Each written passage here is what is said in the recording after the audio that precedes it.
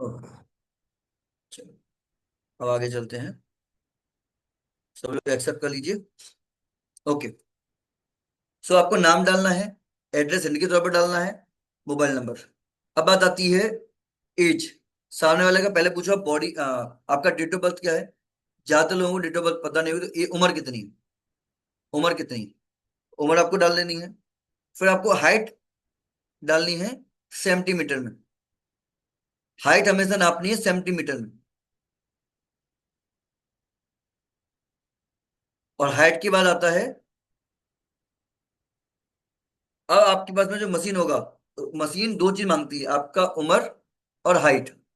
और मेल है या फीमेल है, तीन चीज मांगती है। आपकी उम्र कितनी है, आपकी हाइट कितनी है, और आप मेल हो या फीमेल हो। ये डाल करके मशीन को चारों तरफ से अच्छे से देखिए, प्रेस करके कि चारों तरफ से बराबर तो रखी हुई है। एक चीज का ध्यान रखना है, मशीन सिंपल प्लेन जमीन पे होनी चाहिए। अगर दरी वगैरह पे होगी, जैसे हम लोग घरों पे जाते हैं तो दरी पे रख देते हैं, तो दरी हमेशा हिलती डुलती रहती है।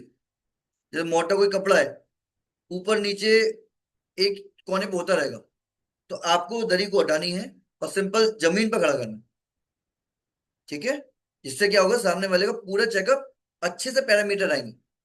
वरना अ, चारों कोने से अलग अलग वो वेट लगेगा, जिससे प्रॉपर तरीके से मशीन चेकअप नहीं कर पाएगी, पैरामीटर सही से नहीं बता पाएंगे। है ना। तो इस चीज का ध्यान रखना। जो बेसिक छोटी छोटी गलती भी करते हैं, वो मैं बताने की कोशिश कर रहा हूँ। ठीक है। ओके। तो मशीन पे खड़ा करने के बाद आपको क्या करना है, 1 मिनट तक मशीन पे खड़ा करना है चारों कोने पर। आगे पंजो पीछे एड़ी। और खड़ा करने के बाद इस तरीके से हाथ रखवा दीजिए आगे। आगे हाथ रखवा दीजिए जैसे, बिल्कुल स्ट्रेट पोजीशन पर, स्ट्रेट पोजीशन में खड़ा करवा दीजिए। और इस तरीके से हाथ खड़ा करवाइए 1 मिनट तक। और सामने वाले को बोलिए कि आपको 1 मिनट तक खड़ा रहना है। तो जब 1 मिनट तक खड़ा रहेगा तो बॉडी के ऑटोमेटिकली शरीर कांपने लगेगा, शरीर की ऑटोमेटिकली वाइब्रेशन लगेगा। सिंपल खड़ा हो गया। और मोबाइल फोन निकलवा दीजिएगा, चाबी निकलवा दीजिएगा, क्योंकि बहुत से लोगों के पास में कार की चाबी होती है, तो कार की चाबी के अंदर भी रेडिएशन वगैरह होते हैं। है ना। तो मोबाइल फोन और चाबी बाहर निकलवा दीजिए। उसके बाद खड़ा करवाइए और बोल दीजिए 1 मिनट तक आपको खड़ा रहना है। ये मशीन आपकी स्कैनिंग करेगी पूरी बॉडी। ठीक है। और उसके बाद आपको सारे पैरामीटर्स धीरे धीरे करके ब्लू पेन से लिख लेने हैं। ठीक है। अब क्या करना है आपको, हाइट के नीचे आता है कॉलम आइडल वेट। तो आइडल वेट कैसे नापते हैं, कि सामने वाले का वजन होना कितना चाहिए। तो आइडल वेट नापने के लिए आपको क्या करना है, जैसे आपने हाइट नापा सेंटीमीटर में, किसी व्यक्ति का सेंटीमीटर में हाइट है 165।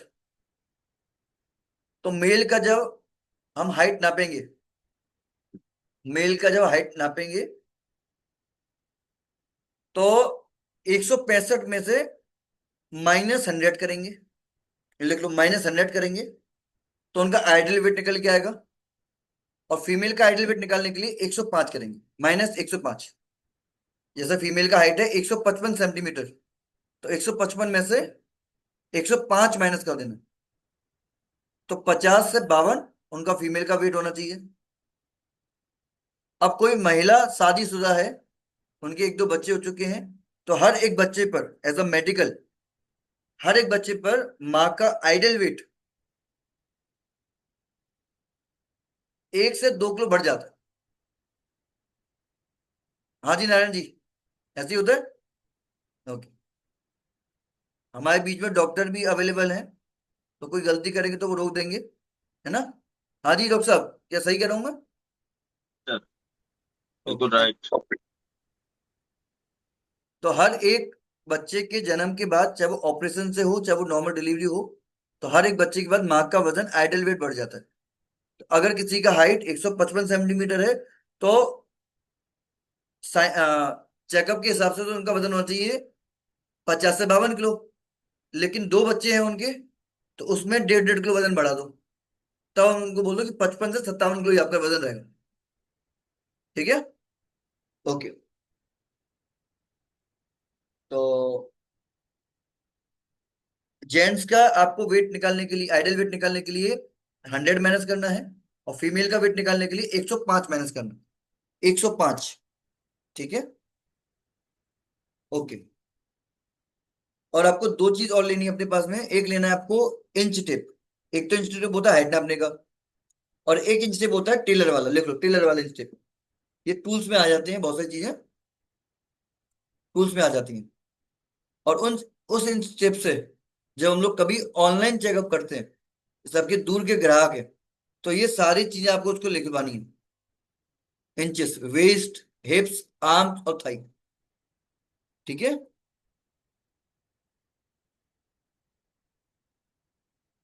ओके। अब बात करेंगे हम लोग, दूसरा रिपोर्ट आता है फैट। और ये रिपोर्ट को समझाने से पहले दो तीन चीज आप लिख लो, जो स्पेशली आपको ध्यान में रखनी चाहिए। पहला चीज, बीएमआई स्लिप समझाते वक्त, बीएमआई स्लिप समझाते वक्त, अरे कहाँ लग गया,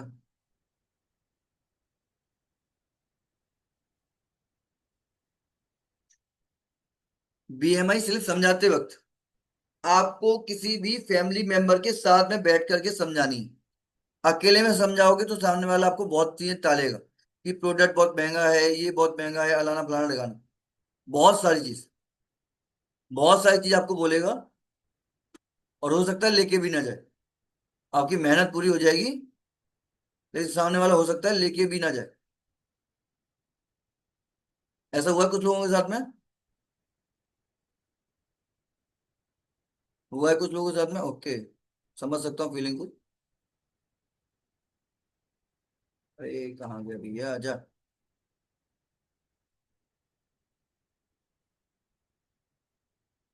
एक मिनट। तो दो तीन चीजों को समझो। बीएमआई सिर्फ समझाते वक्त फैमिली के साथ, परिवार के साथ में बैठना है, तब जाकर के आपको बीएमआई स्लिप बतानी। और आप घर पे सरकार किसी को बता का रहे निर्देश है आपको। हो, ओके, ठीक है। दूसरा आपको ध्यान रखना है, आपको कोई भी ऐसी चीज नहीं खानी है जो सामने वाला लेके आ रहा है, चाय लेके आ रहा है, आप चाय मना कर रहे हो, आप खुद पी रहे हो चुस्की मार के। बीइंग अ हेल्थ कोच आपको इन सारी चीजों को ध्यान में रखना है। सामने वाला चाय ले आया, आप चुस्की मार रहे हो और उसकी बंद करवा रहे हो, आप उसके साइड इफेक्ट बता रहे हो, और उसी के सामने आप चाय पी रहे हो। तो इस चीज का आपको ध्यान रखना है ना।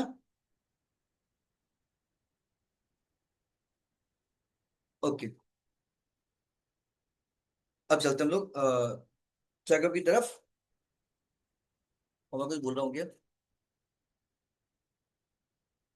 ठीक है,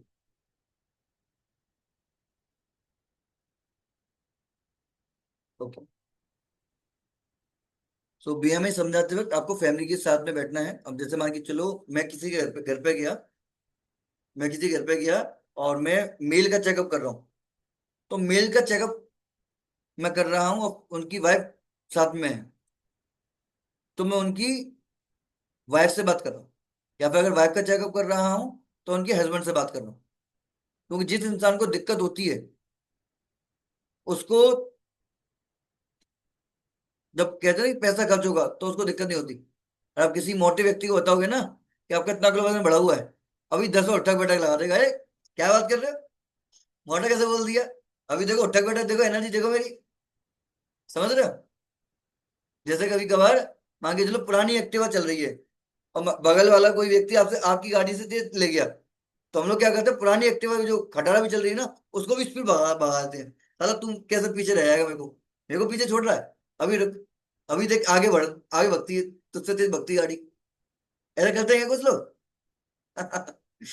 ओके, जब हम लोग चेकअप करते हैं ना तब भी लोग करते हैं, अरे मुझे कैसे मोटा बोलती है, देखो अभी देखो उठा बैठक लगा रहा हूँ, मैं भाग के दिखाओ।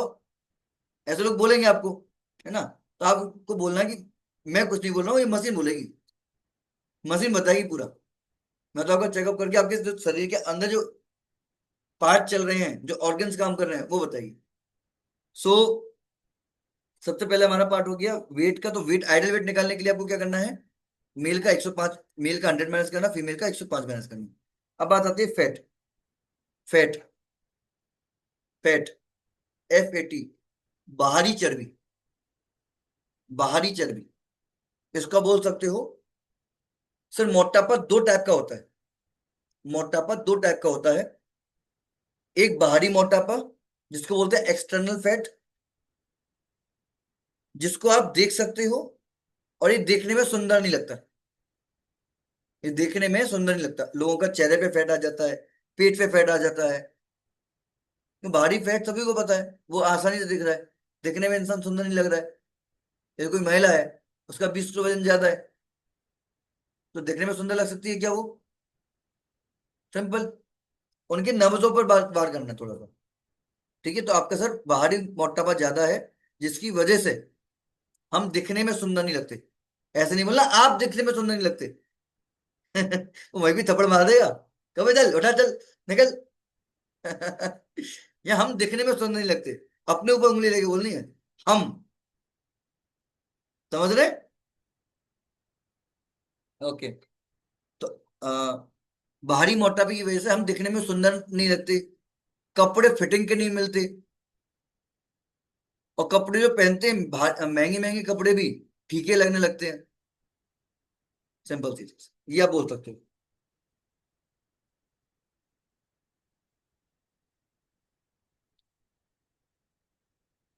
और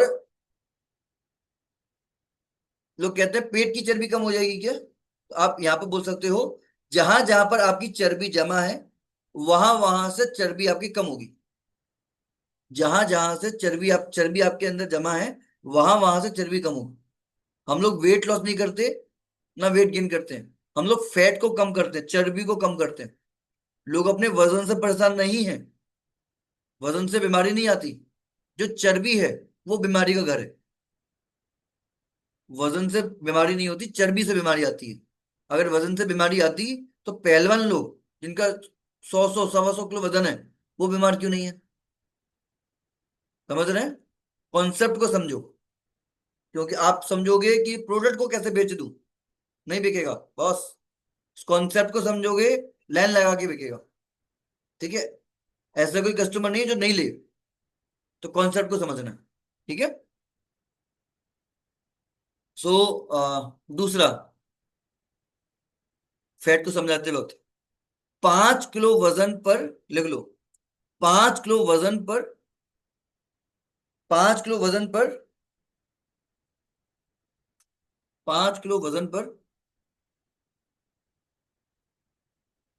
हमारे दिल को 1 लीटर ज्यादा काम करना पड़ता है। 5 किलो वजन पर हमारे दिल को 1 लीटर ज्यादा काम करना पड़ता है। यानी कि दूसरी भाषा में आपको बोलूं, 1 मिनट में, सामने वाले को पूछ लो, सर आपको तो पता ही है हमारा 1 मिनट में धड़कन जो धड़कती है वो 72 बार धड़कती है। सामने वाला बोलेगा, मना तो करेगा नहीं, नहीं पता है। तो बचपन में सिखाया गया है, एक एक मिनट में हमारा दिल 72 बार धड़कता है। आप तो समझते हो, आपको तो पता ही होगा। लेकिन 5 किलो वजन जब बढ़ता है एक इंसान का, तो जो 72 बार धड़क रहा है, उसकी वजह से, उसकी वजह से 72 की जगह वो 78 बार धड़कने लगता है। यानी कि एक एक किलो वजन पर दो दो क्या बोलते हैं, दो दो बार धड़कने लगता है, मतलब पंपिंग करता, पंपिंग। 1 मिनट में 72 बार धड़कता है हमारा नॉर्मल इंसान का। 1 मिनट में नॉर्मल इंसान का 72 बार दिल धड़कता है। और अगर 5 किलो वजन ज्यादा है, तो 5 × 2 कर दो, तो 72 की जगह आपका सर 82 बार धड़क रहा है, जिसकी वजह से आपकी हार्ट पर दबाव पड़ रहा है, लोड पड़ रहा है।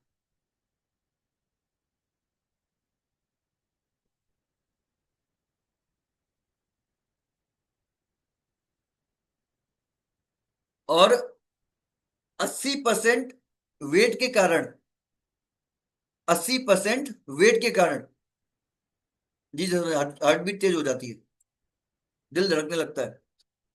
पंपिंग ज्यादा करने लगता है, आर्टरीज पे प्रॉपर तरीके से ब्लड का फ्लोटेशन नहीं हो पाता। और 1 मिनट में, लिख लो एक चीज और, हमारे शरीर में, एक इंसान में 4 से 6 लीटर तक खून होता है, चाहे मेल ले लो चाहे फीमेल ले लो, 4 से 6 लीटर खून होता है। और 1 मिनट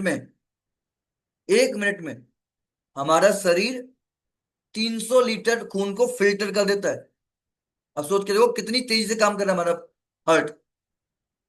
1 मिनट में हमारा शरीर, हमारा हार्ट 300 लीटर खून को फिल्टर कर देता है। जो नसें होती है ना, छोटी छोटी छोटी छोटी, वेसल्स बोलते हैं इसको इंग्लिश में। ओके।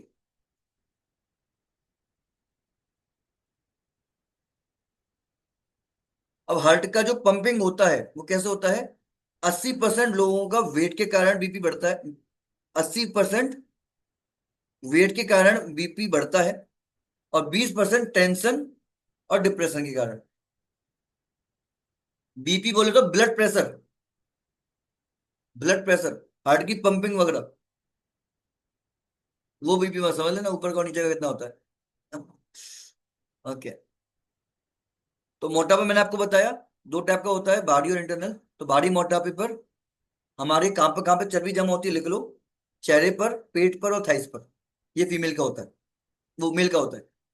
सबसे पहले पेट पर, चेहरे पर, और थोड़ा बहुत थाइस पर, ये मेल का होता है। फीमेल की चर्बी कहाँ कहाँ जमा होती है, लिख लो।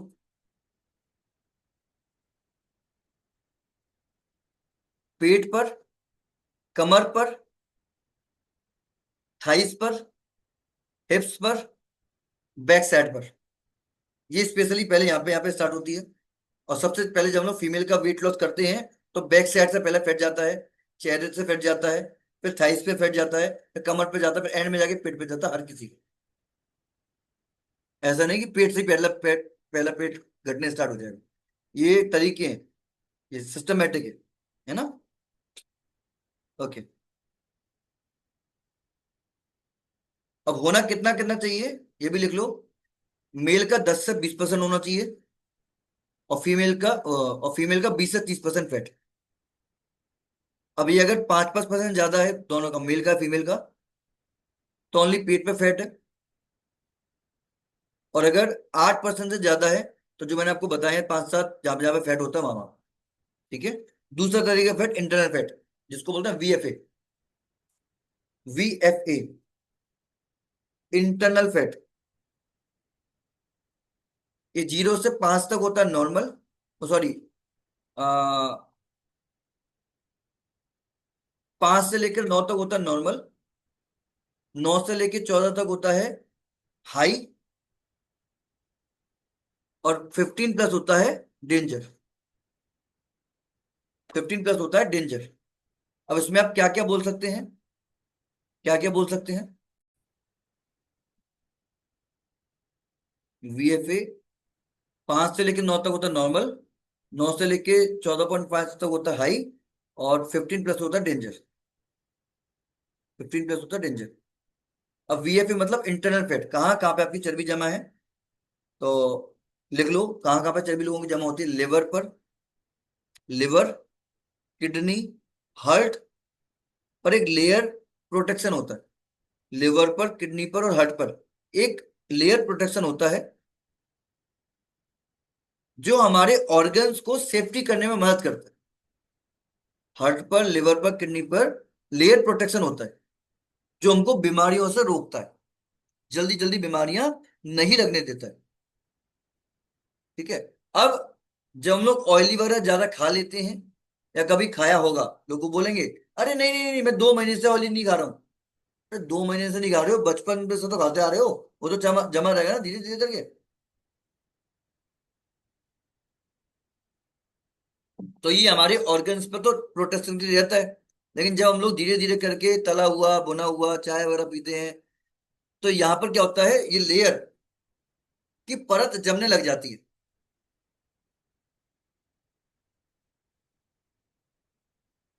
आवाज कम आ रही है क्या मेरी? आवाज तो सही आ रही है वेद प्रकाश जी, आप थोड़ा सा नेटवर्क पोजिशन पे आइए।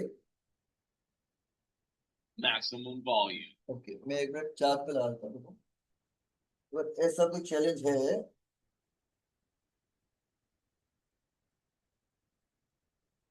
ओके अभी आ रही है क्लियर? Okay great. तो हार्ट पर, लिवर पर और किडनी पर ऑलरेडी लेयर की प्रोटेक्शन होती है, सेफ्टी सेफ्टी होती है।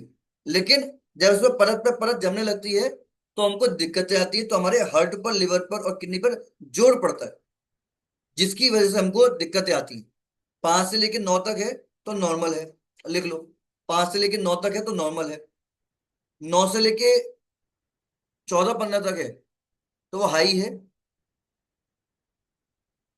आप इसमें बोल सकते हैं कि आपको भागने दौड़ने में दिक्कत होती है, सांस लेते हैं, जल्दी जल्दी सांसें लेते हैं, घबराहट होती है, बेचैनी होती है, हाथों में से चिरमिराहट सी मचती है, पैर जल्दी जल्दी सो जाते हैं। लिख लो, जल्दी जल्दी लिख लो यार।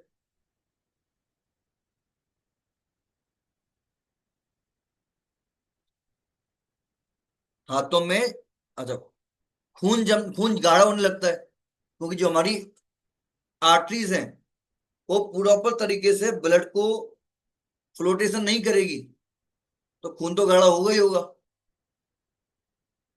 समझ रहे कॉन्सेप्ट, समझ रहे? ओके। और हमारे एक इंसान के हार्ट की कीमत है 7.5 करोड़ रुपए, ये भी लिख लो। लोग कह रहे हैं हम लोग बहुत गरीब हैं। 7.5 करोड़ भगवान ने अपन को ये दी थी हार्ट, जो इतना काम कर रहा है इतनी तेजी के साथ। दुनिया में ऐसा कोई मॉडल नहीं है जो 1 मिनट में 300 लीटर खून को फिल्टर कर रहा है या पानी को फिल्टर कर रहा है। कोई मॉडल नहीं है सर।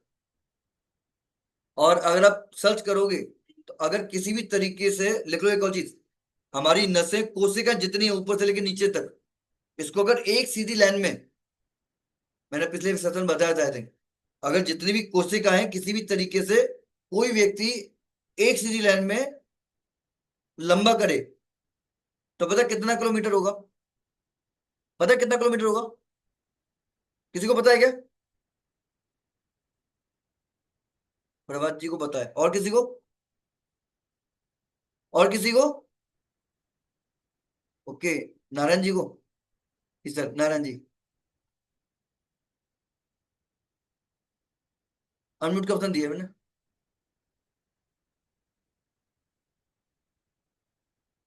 कोई बात नहीं। No sir. 200 जी सर. मीटर जी सर. हाँ, हमारी अगर पूरी कोशिकाओं को किसी भी तरीके से एक अलाइनमेंट में ले आए तो कितना किलोमीटर तक बैठेगा ये? जी सर, 1.5 से 2 रहता है. Litre, metre, kilometre. किलोमीटर नहीं, कोई दिक्कत नहीं। आज इस चीज को सभी लोग नेट पे सर्च करेंगे। और अगर मैं बात बताऊं तो एक छोर से पकड़ के पृथ्वी का पूरा चक्कर काट लेगा, एक और चक्कर काट लेगा, 2 चक्कर और आधा चक्कर, यानी कि 2.5 चक्कर ब्रह्मांड का चक्कर, ब्रह्मांड का सॉरी, पृथ्वी का चक्कर काट लेगा। इतनी कोशिका हमारे शरीर में होती है। और अगर किलोमीटर की बात करूं तो 97,000 किलोमीटर का ये सफर होता है, जो हमारा बॉडी 1 मिनट में करता है।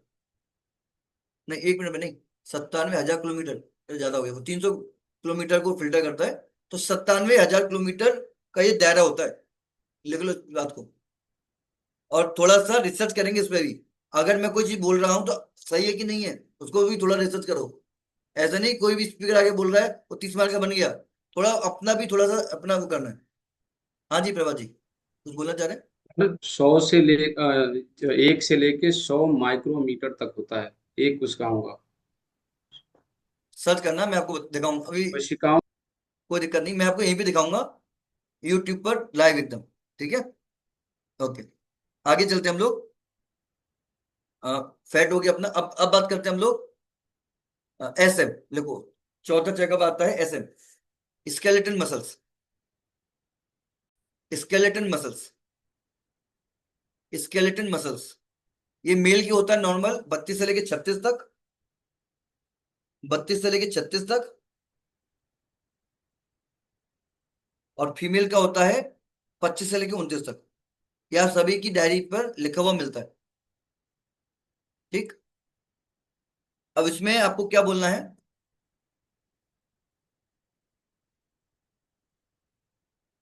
ये हमारी हड्डियों का स्केलेटन मसल्स, स्केलेटन समझ रहे हैं, हमारी पूरी बॉडी का स्केलेटन है ना, स्केलेटन मसल्स। हमारा शरीर, हमारा पूरा शरीर तीन चीजों पर टिका हुआ है, हड्डियों पर, मांसपेशियों पर और चर्बी पर। हड्डी, मांसपेशी और चर्बी। अब आप बोल सकते हो 10 से 20% तो नॉर्मल रहता है, सॉरी, कहाँ पर थे हम लोग, एसएम। तो मेल का 32 से लेके 36 तक और फीमेल का 25 से लेके 29 तक, ये तो नॉर्मल है। अब ज्यादातर ये लोगों के कम होता है, ज्यादातर ये लोगों के कम होता है। फीमेल के 25 से कम हो रहेगा ज्यादातर, और मेल के 32 से कम रहेगा। तो यहाँ पर क्या बोल सकते हो कि सर वजन बढ़ने की चक्कर, वजन बढ़ने के रिलेटेड, वजन बढ़ने बढ़ने पर हमारा जो शरीर है, जो हड्डियों का ढांचा है जिस पर टिका हुआ है, वो उसका भार नहीं उठा पाता, जिसकी वजह से हमारी हड्डियां कमजोर होने लगती हैं, हमारी बोन्स कमजोर होने लगती हैं, हमारी हड्डियां कमजोर होने लगती हैं,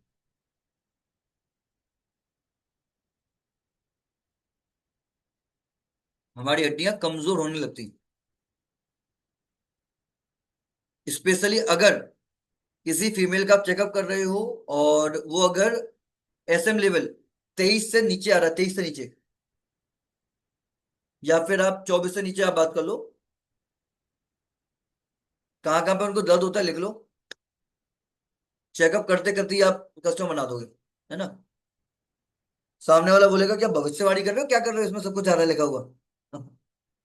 तो एड़ियों पर, एड़ियों पर दर्द रहता है, पिंडलियों में दर्द रहता है, कमर में दर्द रहता है, फीमेल के एड़ी पर, पिंडलियों में और कमर। साथ ही साथ बोल सकते हो विटामिन डी की कमी है, कैल्शियम की कमी है, विटामिन डी की कमी है।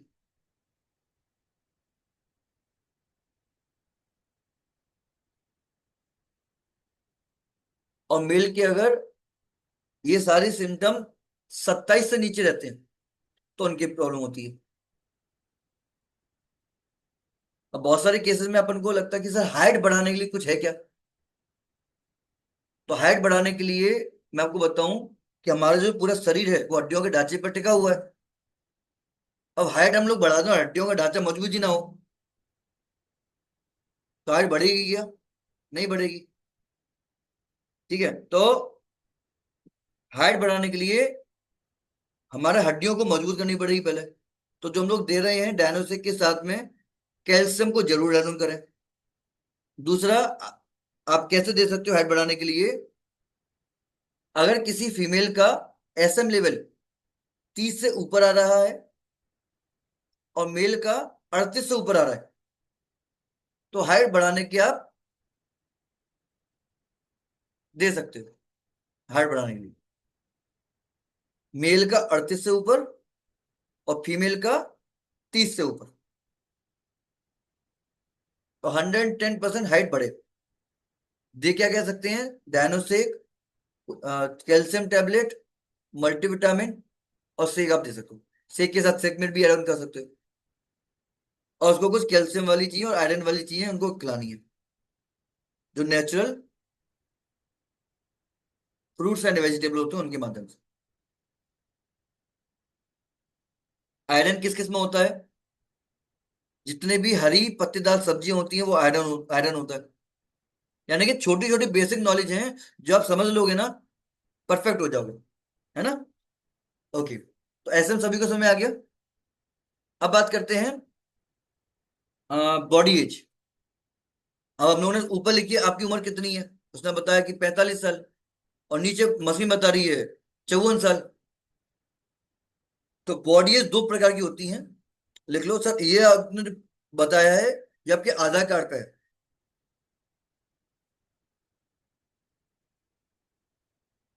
ये आपके आधार कार्ड पे है। दूसरा हमारा जो बॉडी एज होता है वो होता है बायोलॉजिकल एज। एक होता है बायोलॉजिकल एज, दूसरा होता है क्रोनोलॉजिकल एज। एक होता है बायोलॉजिकल एज, एक होता है chronological age. CHRONOLOGICAL, chronological age. एक होता है बायोलॉजिकल एज, एक होता है क्रोनोलॉजिकल एज।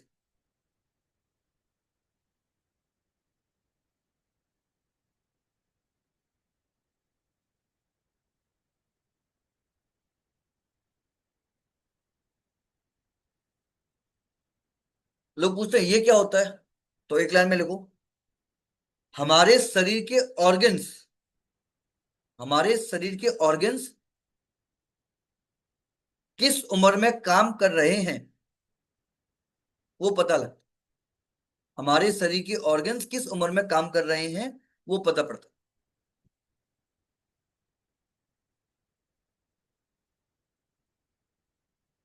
अब वो बोलेगा मैं तो 45 साल का हूं, ये मैं तो 45 साल का हूं, ये शरीर 54 साल का क्यों कर रहा है? कि सर आपने अपने शरीर का देखभाल नहीं किया।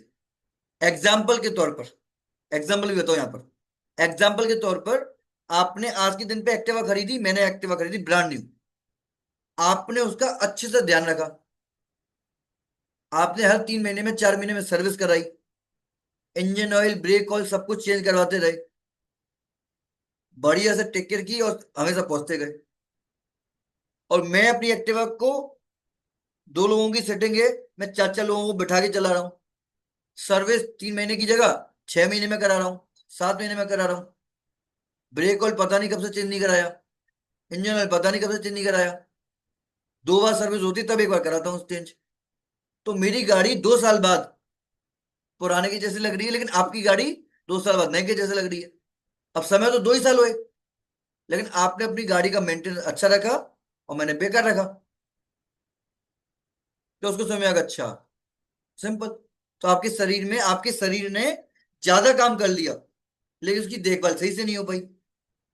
अब पहले के लोग जीते थे 100 साल, 150 साल, 125 साल। आज भी आपने ऐसे लोग देखे होंगे जो 80 85 90 साल जीते हैं, लेकिन आज नॉर्मल रेट कितनी हो गई? 70 साल। वो मैं मानता हूं। क्या भगवान ने हमारी एक्सपायरी डेट जल्दी कर दी? नहीं सर, हमारे खाने पीने की गलत आदतों की वजह से हमारे ऑर्गन्स को बहुत ज्यादा काम करना पड़ रहा है, जिसकी वजह से उम्र तो आपकी 45 साल ही है, लेकिन आप जी, आपको जो दिक्कतें आ रही है 54 साल की उम्र में होनी चाहिए वो आपकी अभी से हो रही है। अब लोग बोलेंगे इसको कम करने का क्या क्या रास्ता है? तो जैसे जैसे आप अपना वजन कम करेंगे, आपके ऑर्गन्स पर लोड कम पड़ेगा, तो धीरे धीरे करके आपकी जो बॉडी एज है वो कम होती चली जाएगी, सिंपल। तो एग्जाम्पल के साथ देके बताओगे तो सामने वाले को अच्छा लगेगा और सामने वाला आपकी बातों को गौर से सुनेगा। ठीक है, ओके। अब हम लोग बात करते हैं, हम लोग बॉडी एज के बाद RM, resting metabolism. Resting metabolism, अब बहुत से लोग ये समझा नहीं पाते हैं सर ये होता क्या है, कैलोरी कितनी शो कर रहा है। और आपको ये भी वो लोग बोलेंगे सर हम तो बहुत कम खाते खाना, 2 रोटी सुबह खाते, 2 रोटी शाम को आते, पता नहीं पेट कहाँ से बढ़ रहा है, हवा लग रही क्या लग रही पता नहीं, ऐसे लोग बोलेंगे। तो एक लाइन में आपको पहले इसको लिखो, ये RM होता क्या है? रेस्ट की अवस्था में हमारा बॉडी कितनी कैलोरी बर्न करता है, रेस्ट की अवस्था में कितनी कैलोरी बर्न कर रहा है हमारा बॉडी।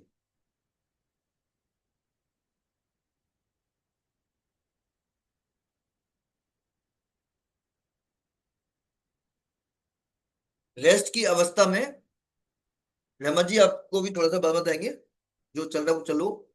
रेस्ट की अवस्था में हमारा बॉडी कितना कैलोरी बर्न करता है।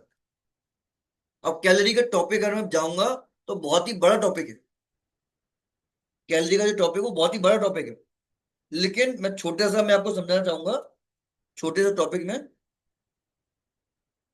जब हम लोग किसी भी व्यक्ति का चेकअप करते हैं और बोलते हैं कि आपका 3 से 5 किलो वजन चला जाएगा, तो ये कैलोरी के ब्याह पर हम लोगों को पता पड़ती है। ठीक है, कैलोरी के ब्याह पर। तो कैसे पता पड़ती है?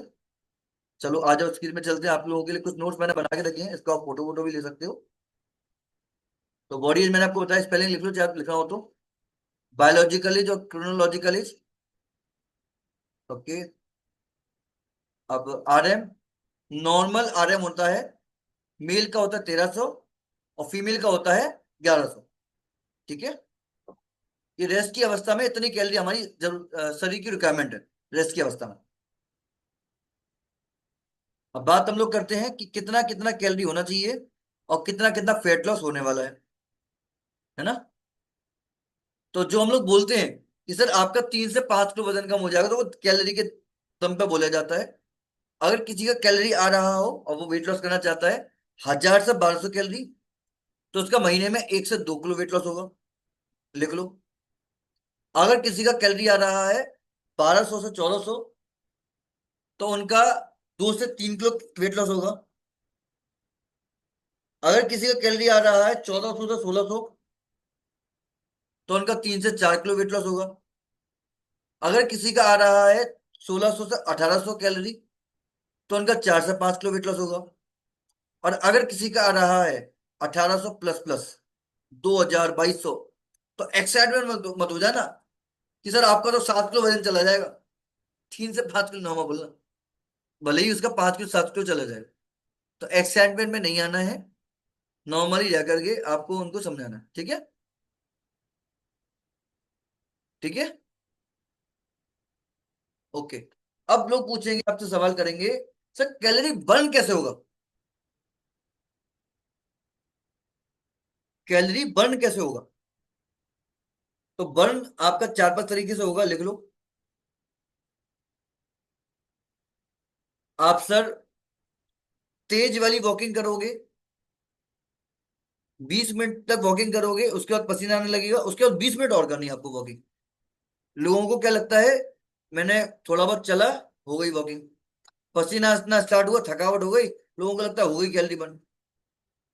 जब तो इंजन स्टार्ट हुआ है, जब तो इंजन स्टार्ट हुआ है ज्ञान सिंह जी,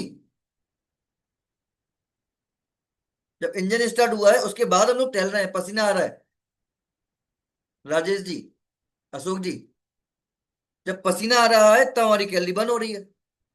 जो चर्बी है वो पसीने के रास्ते से बाहर निकल रही है।